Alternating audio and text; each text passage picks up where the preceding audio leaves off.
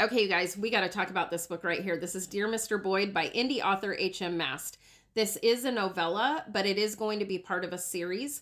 I'm not going to give you any major spoilers because you know I don't do that to you, but let's dive in a little bit, shall we? So this is the story of Sybil. It takes place in 1905, but it is going to flash back to her childhood. Sybil was raised by a single father who was a raging alcoholic, so her living conditions at home growing up were anything but grand. Towards her older years into adulthood, she meets Johnny. They end up getting married, and she moves on to his property to become his wife. That's about as far as I'm going to go into the story because I don't want to give any major spoilers. But what I will say is Mr. Boyd is not her husband. It is not her father, and it is not her lover. But it is up to you to read this amazing book in order to figure out who Mr. Boyd is. I absolutely loved this book. Now, it does talk about the way that Sybil has been treated in her life. And there are two quotes in this book that just completely jumped out to me. And I would like to share them with you really quickly. So the first one, I'm going to have to paraphrase because I don't want this video to get flagged. But it says, "Here is how you commit unaliving yourself, Mr. Boyd. You do not need a noose or a revolver or a razor blade.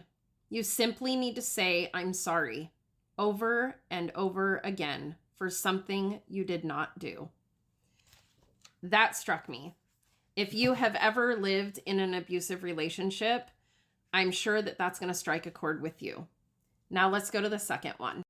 Okay, so the second one says, "We are built as much by the absence of others as we are by their presence."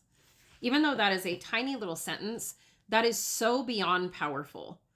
So would I recommend this book? Absolutely. Now, this is the second book that I have read by indie author H.M. Mast. The first one was House of Henshaw.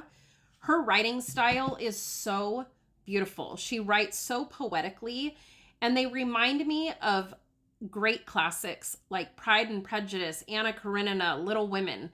So if you're looking for something that is written as beautifully as those are, but written in current times by an amazing indie author, would I suggest these? Abso-freaking-lutely. They are beautiful. And H.M. Mast, thank you again for allowing me the opportunity to see inside your imagination. It is just gorgeous. And until next time, as always, keep reading those indie books or whatever book you want to, because it's all about what you want. And keep smiling, guys.